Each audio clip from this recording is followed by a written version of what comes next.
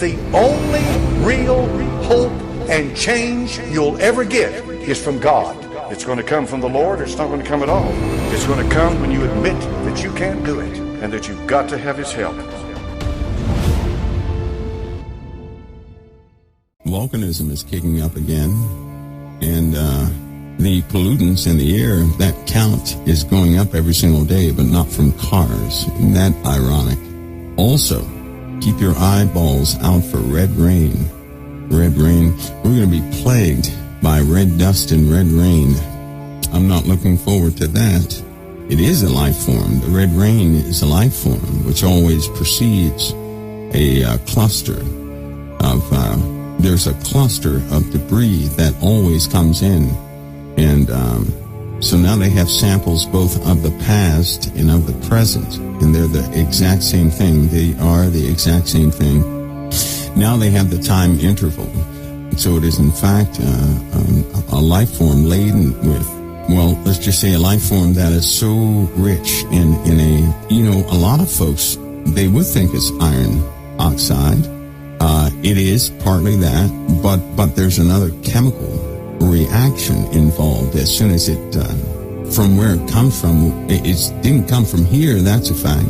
So it's not quite some type of mineral or a metal, but let's just say a biological goo. Can we say that? Biological goo. Not that it's alive, but it's living in a goo type of medium. And it's all over the place in space, but the particulate count of this stuff is going up, which means that cluster is coming near. And they have been searching in the past for what they have found here lately, so they've matched it up and have given not carbon dating, but a different type of dating to get precise timing of this thing. And we are in that region and expected date region of when we can expect that again. They did find from their findings that they were plagued with this problem for about 2.5 years. And it must have caused a lot of ailments because it, with the introduction of different materials, it causes a mutation of viruses. It's almost like giving a virus something that supercharges it. Well, just like a virus in space in zero-G is 700 times more potent than it is on the face of this earth. They really do. Viruses in space, they really are very potent. It is the perfect atmosphere for a virus. And unbelievably, they're 700 times more potent in space than what they are in the earth. They can hardly survive in the earth. Now, if we're dealing with viruses that have taken out entire populations, and they can barely survive in a human or in an animal, they're not thriving, but in space they thrive. What would happen with the change in our atmospheric conditions? These things we will be facing, because with increases in certain minerals, everything changes. How many of you have honestly, you've noticed your taste buds have altered within the last 2 years? Your taste is totally different. Some of the foods that you liked 2 years ago, not that they have changed, but something biologically in you has changed. And some of the foods that you liked 2 years ago, you don't like them. Your body doesn't like them either. In fact, your body is likely repelling certain things that you used to like, and it's causing you some, biological difficulties eating those foods. And so your appetite is beginning to alter. Well, that's because you're in the atmosphere, the particulates in the atmosphere are changing big time. The elite, or what you call the elite, they're not going to kill themselves. Okay, and it's just, and they need the populace. They're not going to work, right? They're not going to work themselves. Why would they kill everybody on Earth? They would have all the hard labor to do. That wouldn't be very smart, would it? You don't destroy your workforce, you make your workforce resilient. So you just throw some GMO stuff out there. Anyway, they're not going to kill themselves, but they've been spraying chemicals in the air, but those chemicals are known. Now, some of what people see as chemtrails are not chemtrails. They're not. That can be proven very easily through a small test. But some of them are, in fact, aerosols and particulates, other particulates that do settle in the earth on purpose because they're combating something. They're trying to avoid a certain time coming. In other words, many of you have sat back and thought and said, well, all these things should be happening. Something is wrong. How many feel like that? That's funny to me when people say, well, something more than what's been happening should have happened already. I don't understand why it has not happened. They're on the right track, but what has really been happening is that men have been, in very special ways, combating the effects of conditions that we're under. If they stop, all of us would feel those conditions, but they've been trying to prolong the atmosphere. They've been trying to prolong things through technology. Back in the days when societies were rebuilding themselves and they were pretty young, they couldn't combat these things. They were trapped in the middle. They weren't in the time like us. They certainly weren't in the time prior to Noah, but they could not combat things like we can. If we start getting an unusual amount of particulates in the atmosphere, we can offset it through technology, through aircraft, right? Things of that nature. People come up with stories, yes, they will, but better to offset it than to have the populace deal with the debilitating symptoms they would have if they didn't. They're trying to thwart off the changes in the sun through slight reflection.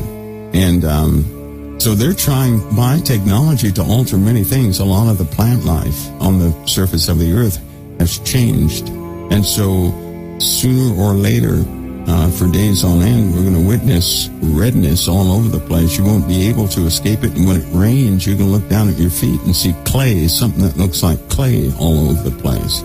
And during high winds, where you should see dust, you're going to see red dust. Everything will have a red hue to it.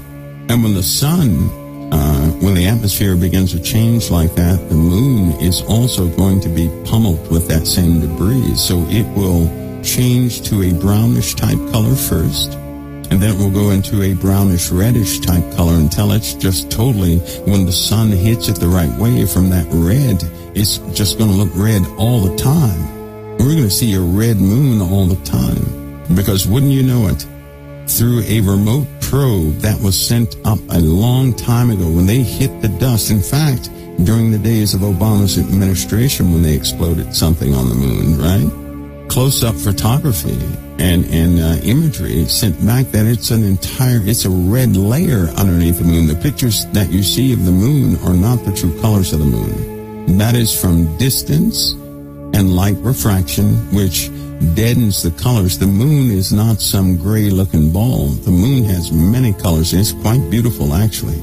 It's got aquas, a lot of aqua in there. It's got a lot of red dirt everywhere underneath a certain layer, and they found this layer to be very consistent, which means that at some point in time it was covered by this red dust before, and it's going to be covered by this red dust again. And when the solar winds from a different direction begin to pick up, I say solar because you all know, I believe we live in a binary system. When it kicks up again, it's going to change. The moon will change a few things. It will. But it's going to eventually have a continuous red hue, right? Which will change light on the surface of the planet. Because now when the sun shines on the moon, when you see a full moon at nighttime, it reflects that certain luminance of white to the earth. So imagine the moon with that red hue, and then during a full moon, it's red and everything on earth looks red. Now that will mess with your eyes, which will induce certain chemicals. There are chemical changes in the body based upon the light spectrums that you perceive. Red, of course, we know that if you paint your living room red and people get in there, they're going to start being aggravated and frustrated and everything else. Because red is a bad color it's not a color of peace. Red is a color that agitates people. It's also the shortest of the wavelengths, right? So that type light does not travel that far. Blue and white will travel the furthest, but red does not travel that far, which is why in a tactical situation a long time ago they used to put filters over the flashlights which were red, because it does not that light doesn't travel that far. But can you imagine in your twilights and At night, having a red hue all over the place until in the daytime it just looks reddish, this pinkish, reddish, nasty color. And then you'll have the taste of chemicals in your mouth all the time. So everybody will be wearing masks like in Japan. We're going to enter into those times. It happened before, it's going to happen again, but with a continuous shade change of the moon. Now, a lot of people are not aware of this, but when that takes place, because the light levels are going to drop, there's going to be a type of reflection process that will take place, which will change the thermal dynamics of the Earth atmospheric systems. And then when it enters into our atmosphere, well, that's not going to be good either. No wonder Jesus said, pray that your flight not be in winter. Because if we get a red filter around this planet, temperatures are going to start dropping. But then as it increases, humidity, at first, humidity will be lost. It'll be lost. And then we'll go through a type of pressure change as your barometric pressure scales will have to be changed. Everything had to go digital. I remember hearing a conversation that everything had to go digital before a specific time, because during those changes, people would just, they would lose their minds with analog devices. Plus, calibration was an issue. Everything now is digitally calibrated. There are sensors in your cell phones, right?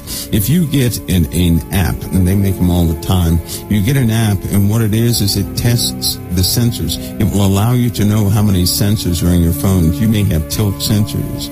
You have proximity sensors. You may have gravity sensors, which is a pretty good little tool. It doesn't detect that wide range, but subtle differences, yes. You have directional sensor. You have all types of sensors in your phone. Some phones have quite a few. But you can get an app that will test just the sensors. It will detect the sensors and attempt to use them. And you can also utilize the output of those sensors in your phone, but you can download that app and see what's actually inside of your phone. Some of you would be shocked, because some of these phones are loaded with sensors. I mean, just loaded with sensors. Some have BCI sensors, which are brainwave detectors. It's built into your phone, pulse detection, all sorts of things.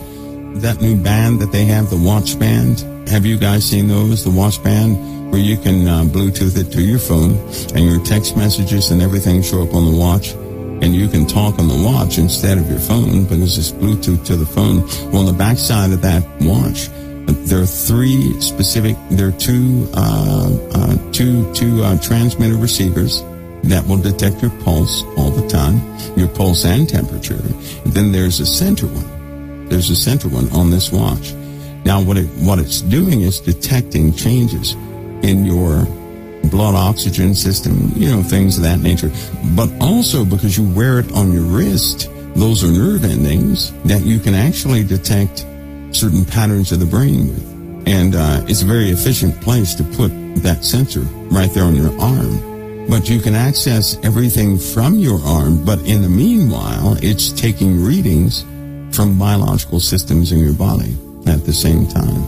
Are you guys familiar with those watches? They're all over the place.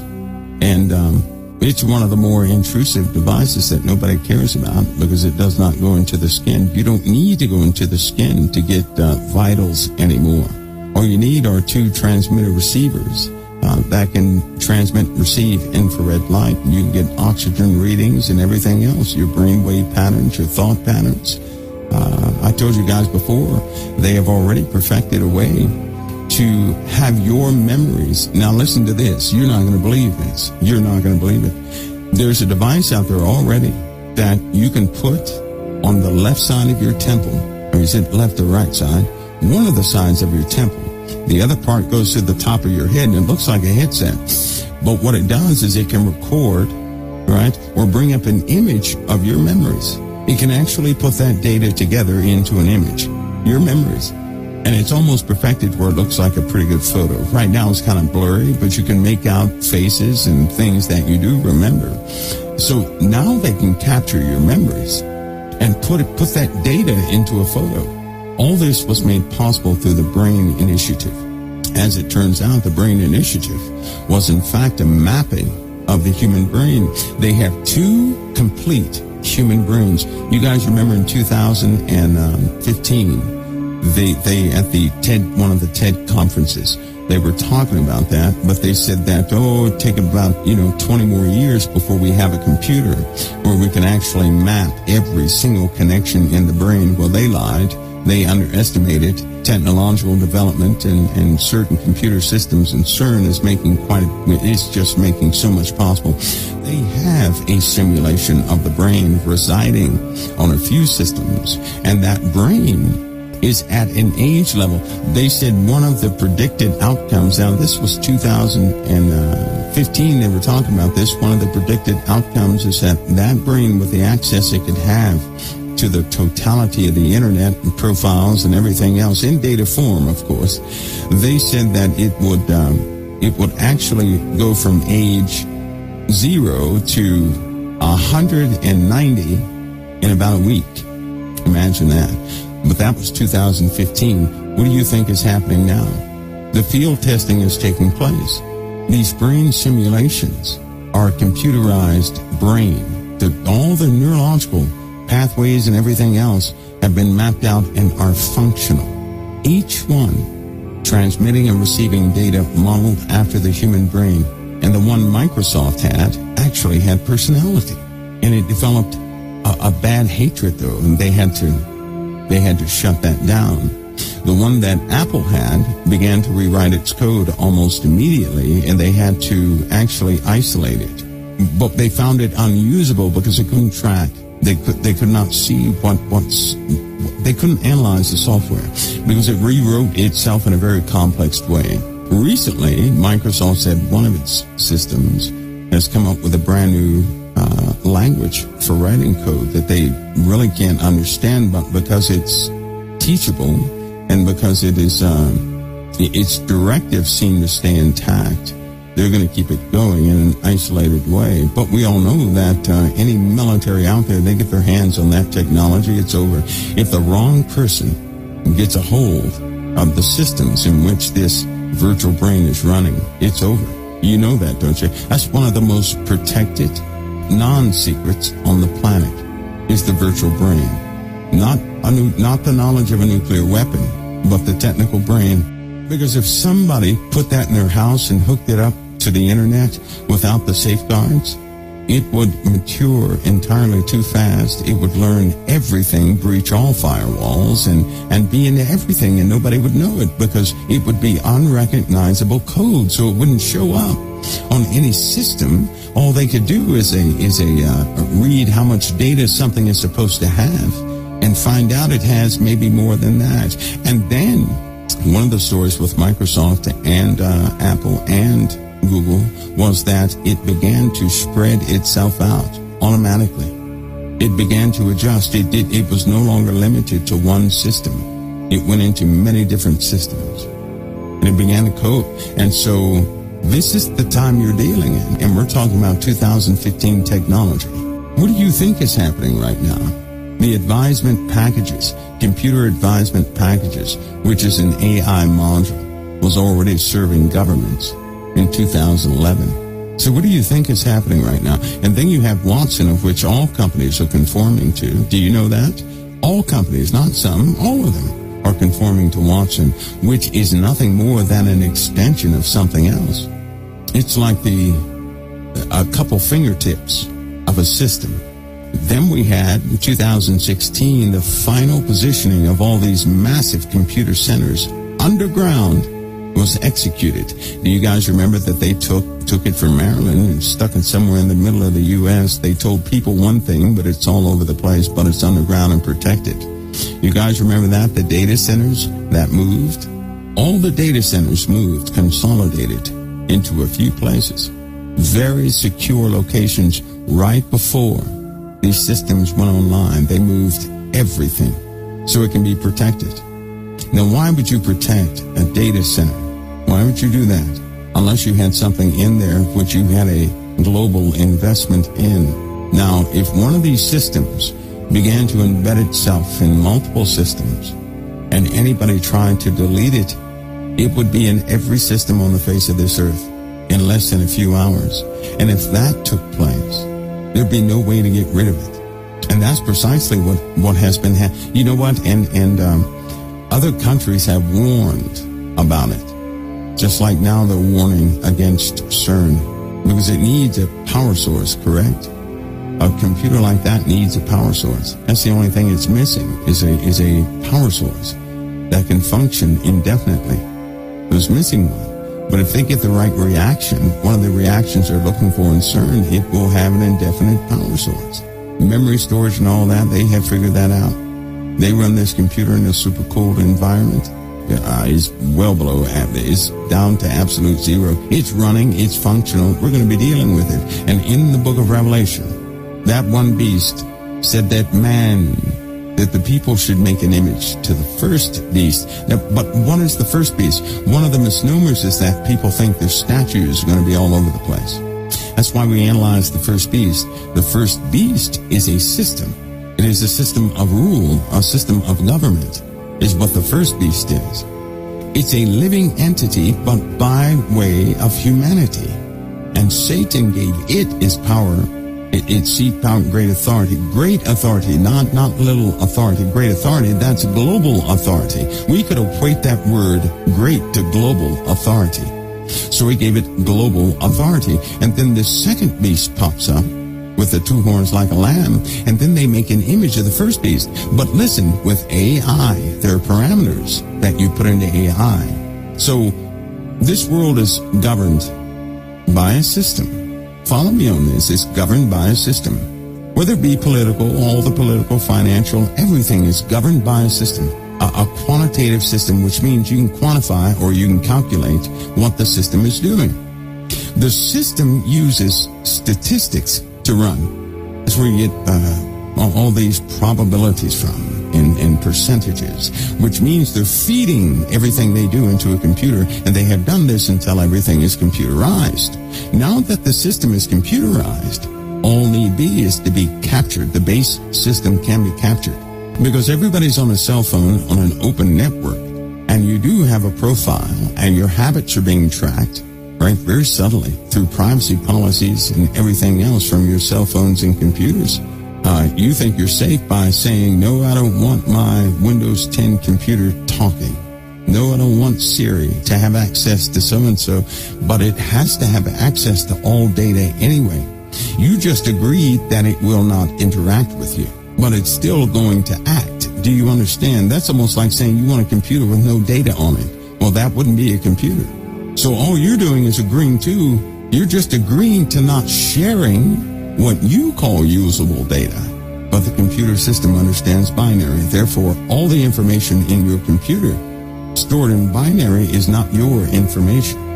It is part of a larger architecture, and you agreed yes to that. The privacy issue is that it won't let a human look at your stuff. The privacy issue does not cover computers looking at your stuff, because you don't consider a processor a person. That's how those agreements work, by the way. So truly, you have no privacy to a computer. And with AI, because it's not a person, it's already been fed all of your data. How fast you type. Everything is shared by way of that base language, that base communication protocol. But AI does not require human interaction. That's why they developed it. It can stand in the stead, in the place of. Remember the book of Daniel? And in his stead, in the book of Daniel, it says it so clearly, in his stead. And he made the world worship a new God. Who is this new God? The new God that the beast worships is the system. Do you understand that? He increased this new God. He magnified it. He did not key to any God on the face of the earth, but a new God. And what is that new God? All you have to do is peek back into the book of Revelation. Whatever he told man to make an image to, what they were worshiping in the first place, is the new God of the earth. And what is it? It is a system that he gave life to. How do you give a system life? You allow it to operate by itself and to make its own decisions. Well, what would that be? Artificial intelligence. You remember it was said in Revelation, when you go to Revelation, it was told to the people of earth that they should make an image to the beast that had a deadly wound by a sword and did live. And he gave life to the image of the beast. Then when you flip to the book of Daniel, it says that he worshipped a God his fathers knew not. A brand new God, a God of force. And he caused them to rule over many. We have the same thing in the book of Daniel and Revelation. With both you have clarity. With both.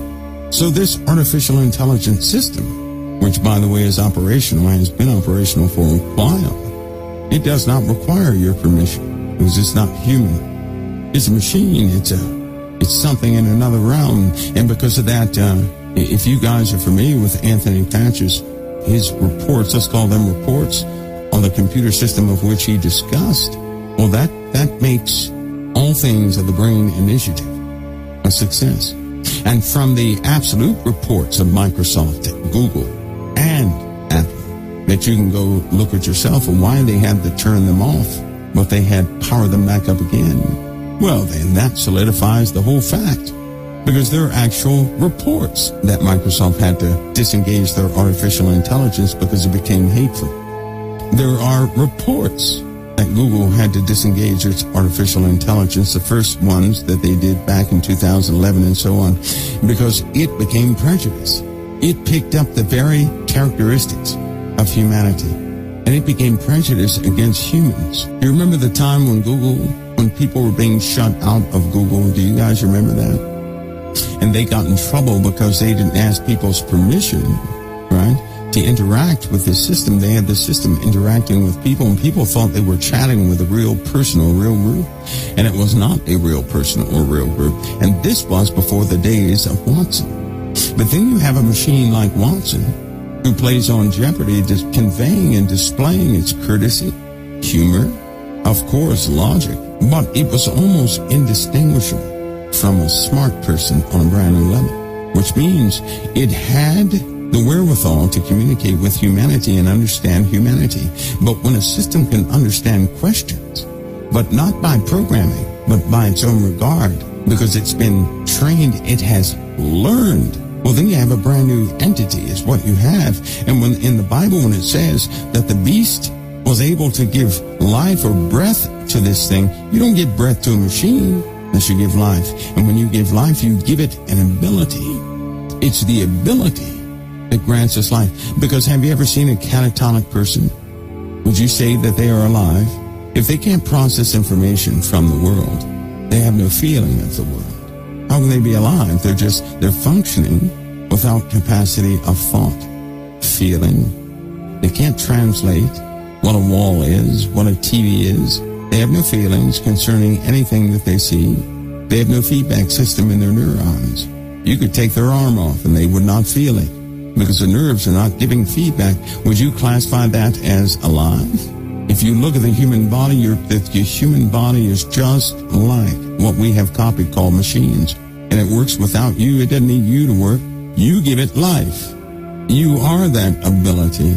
You are the life. You know, when God made Adam and Eve, they didn't do anything until he breathed the breath of life into them. That same word is what the beast did to the image of the beast. Do you know that? It's the same breath. We have life. But if our spirits are not in the body, is the body still alive? It's just the body. It has no feeling. It has no recognition. It has no function, no purpose, no anything. You give your body purpose and function and everything else. You're the interpreter. You are the reason your body has life. But without you, without that spirit in the body, there is no life. And in Revelation, this beast has power to give life to that image. Or the correct word would be breath, just in case you didn't know. Breath. If you are the spirit and you make choices with everything that you do, then I'm telling you that something has been given to mankind to solve the AI problem, because they were having issues with AI a long time ago. They already bonded living tissue with a microchip. That's not what we're talking about. We're talking about something on a whole different level. A chip containing AI that you wouldn't believe. That's what mankind has done, right? When it says in Revelation 13:15, and he had power to give life unto the image of the beast, that word is breath. He had power to give breath unto the image of the beast. In Genesis, it said God breathed. It was by his breath that we do live, and man became a living soul after he breathed into him. In Revelation 13:15, and he had power to give breath unto the image of the beast. But it's not the breath that God gave us. It's artificial. It's something different. And it's not totally mechanical. It's not electrical. Our brains operate by electrical impulses, right? Magnetic fields, things of that nature. So does a computer. You didn't know that, did you? It's the same thing. That's how BCI devices work. That's why they can put a microchip in your brain and your legs start working again if you're a quadriplegic. Your natural legs. Oh, they've done things. They've done things. But what they've been doing, that's why they had a lot of money poured into finding the soul of man for the sake of artificial intelligence. And they found something in man. They found something that has nothing to do with the human body, everything to do with magnetic fields. Because to be absent from the body is to be present with the Lord. So what's holding you in your body? You. Because if you go, you just go out of your body somewhere else. So what did they do? They created life form. Remember, we were discussing how Einstein and Nikola Tesla and all these geniuses, which are basically responsible for the modern-day electronics that we have, were all influenced by what? The spiritual realm. They were receiving mathematical formulas and information from the spiritual realm. In other words, something had given them the know-how to do this. Nikola Tesla was given blueprints, he said, by dreams. Yes, it makes it plausible to the average person, but we're not looking for something to prove, but something to recognize and understand. Not so we can point it out, but to comprehend and understand that, these prophecies are out there. Many things changed this year. It's almost like mankind was proven wrong in their forecasts. What in the world do they know, or what are they planning on doing is better to say, and then all of a sudden they release all this information about the systems of AI, Microsoft admitting about their AI systems. Everybody issued chips in their cards. It's a little late, but it happened. It happened so that the implant, and a lot of people in Congress, they had to do something with a portion of Obamacare because it required medical chips in people. Do you know that? That was the big thing. They just didn't come out and say it. It had nothing to do with the money and everything to do with that. Because the evangelical sect saw that and said, no way, that's going to happen. Isn't it ironic, though, the children don't care? So many things are changing. If you use cash, listen, there are a few places that are not equipped. You're not going to use cash in certain places. And that's happening more and more. No cash. You cannot use cash. There's certain places where cash is forbidden, believe it or not. You're not going to use cash. Everything has gone to digital currency. That's what your card is, digital currency. That's where they're moving it to your phones and the phone to your wrist. That's being introduced. The drone highway is finished in the US of A. Everything is being monitored. Do you know they're flying? Do you guys know that the drones are flying? And that their facial recognition does not need to see the front of your face. It only needs to see a small corner of the side of your head from a top-down view. Do you know that?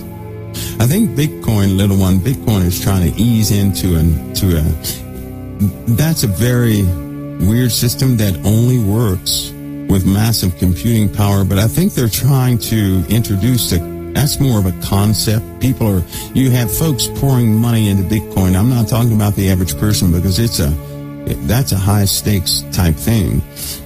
And it only works inside of a bound community. But it's also producing some good data because for some reason it has become popular. It is not the only type of cryptocurrency either. It's not. Bitcoin is not. That's just one of a few. But the concept is being introduced and utilized. And evidently, it's turning some heads. It really is. So it's almost like that is doing a test run for a total digital currency system, computer-based system. But I can also tell you that some things are being propped up on purpose because they're no longer there. Part of the system that you're used to is no longer here. Doodle White, you know what? That is, they do call it that, but I want you guys to think of something about cryptocurrencies. What's more popular now? Digital currency or tangible currency? When was the last time you went into the bank to see if they really have your money in the bank? Have you noticed the policy changes in ATM? Pretty soon the ATMs will go down to you can withdraw no more than $100 out. Watch. Then what? They're going to put cap limits on those ATMs. As soon as they introduce the new security parameters for the internet, they're going to put cap limits on all the ATMs because there'll be no need for cash. Once they put the new security in place, the system will be so fast because it'll be by way of identification. I'm telling you now, all this card stuff you're carrying around, that is to train you to show up at a certain place. But it's going to move beyond that point because the recognition systems that they have, well, there's just no way to fool it now. Think about going to an ATM and you just type in how much money you want and it gives it to you. Yeah. When they get this security done, there'll be no need for an ATM. You just go into the store. The reason why it's going to be in your skin is because every store, because of capitalism, every store is not going to be able to afford the best equipment unless they have a standard because of competition. So then, if you eventually chip people, they can still have a competitive gain in their technology, right, through competition, promotes innovation and things like that in the technical realm. When they do that, well then, that's going to be it. And if you can understand that, well then you'll see how things will come to be. Security is the key. That security is going to move to a dual system, much like it is now. Because the reason why those chips, when you have the chip, when you have to stand there with that chip card, right? What do you think it's doing? Why do you have to stand there and wait? They want you to stand there and wait. They want you to look at the card, look down at that device to see if it's what it's doing, because that's what people do. No one looks off to the right or to the left. That's the funniest thing in history. They put that card in there and they look right down at it. They look intently to see what's happening. Why? Because it won't give them back. And that was psychological. Because there's no difference in putting that card in there or swiping it. There's no difference. It just holds your card. It reads and authenticates off that chip, so you think, but you're standing there intently looking right at the screen to see what it's doing, aren't you? Did you ever think about that? Because it won't give you the card back. What's your natural response when something won't give you a card back after you had one for all these years? You look down at it. Your first reaction will be, well, but this thing won't come out. Why? So you're looking right down at it. Your big old face looking right down at it.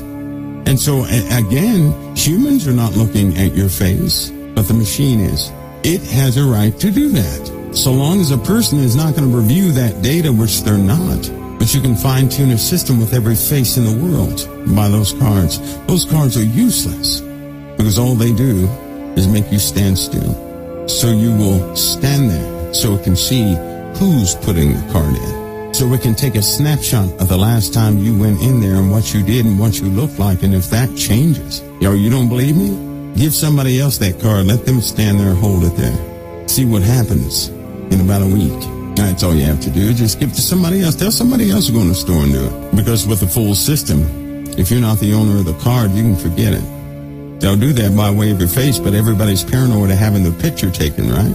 And everybody would catch on to that eventually. So here's what'll happen. They'll eventually cut that out. Once the security parameters are in place, well, then it's going to be fully integrated.